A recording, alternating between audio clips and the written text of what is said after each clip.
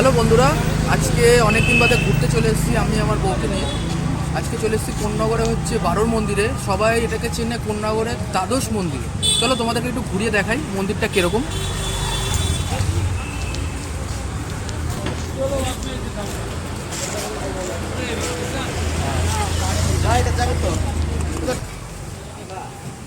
এখানে আগে ডান দিকে সামনে যাও, সামনে যাও, ঠাকুরগুলো ভালো করে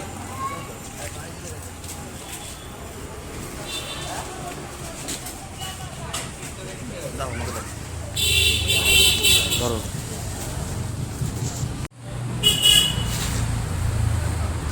হ্যালো বন্ধুরা, অনেকদিন পর কিন্তু আমি আবার স্টার্ট দিচ্ছি তোমার সাথে ভিডিও করা। অনেকদিন পর ভিডিও করছি। তা আজকে চলে এসেছিলাম সোদপুরে এটা কোন্নগরে দ্বাদশ মন্দিরে। তা আজকে ঘুরতে এলাম। তো জায়গাটা খুবই সুন্দর। ফার্স্টে জগন্নাথ দেবের মন্দির দিয়ে স্টার্ট হলো। এবার চলো তোমাদেরকে জায়গাটা ঘুরে দেখাই।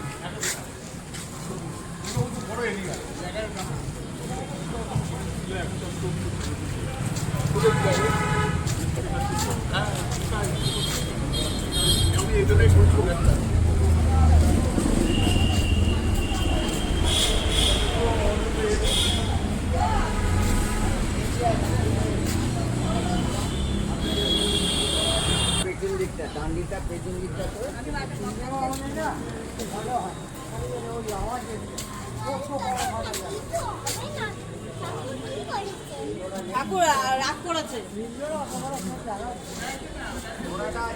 বলো যে রাগ করো না।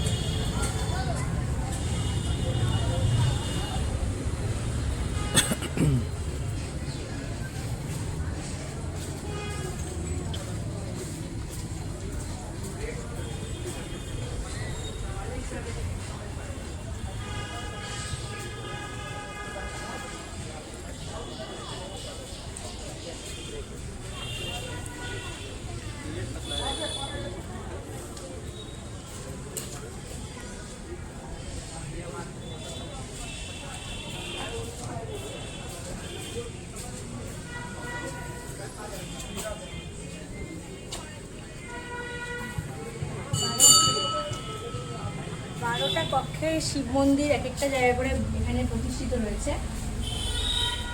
এটা মানে পিছন সাইডটায় চলে আসা আছে মন্দিরে।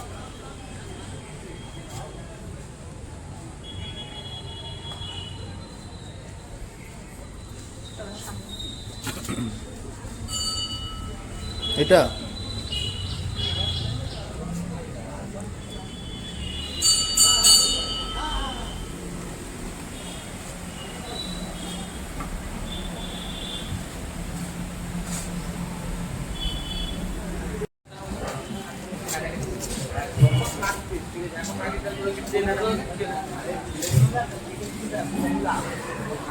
হোমরাইতে বেশি করছে।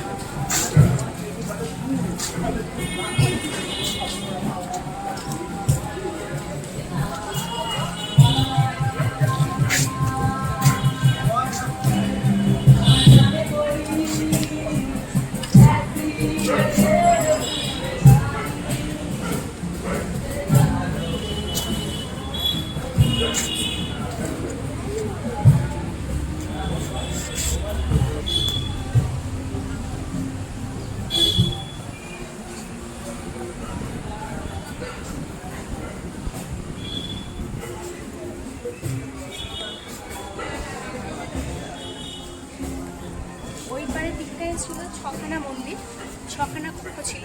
আবার এই সাইডটাতে 6খানা কক্ষ, মোট টোটাল 12খানা কক্ষ এখানে রয়েছে।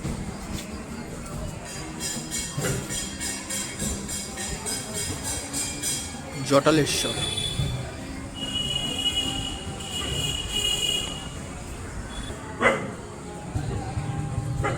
প্রত্যেকটা ঠাকুর মন্দিরের প্রত্যেকটা রুমে এক একটা ঠাকুর মন্দিরে ঠাকুরের আলাদা আলাদা করে নাম লেখা রয়েছে। যেমন এই কক্ষের মধ্যে ঠাকুরের নাম রয়েছে মনে হয় নাদেশ্বর। 12টা শিবলিঙ্গের 12খানা নাম এখানে রয়েছে।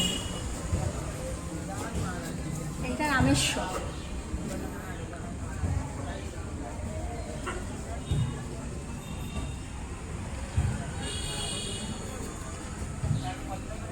এটা ভূতেশ্বর।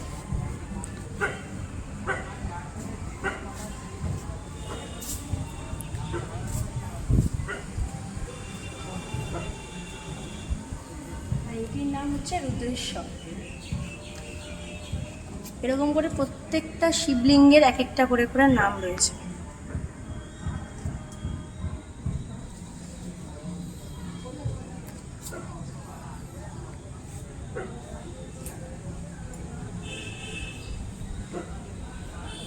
এগুলো পিছনে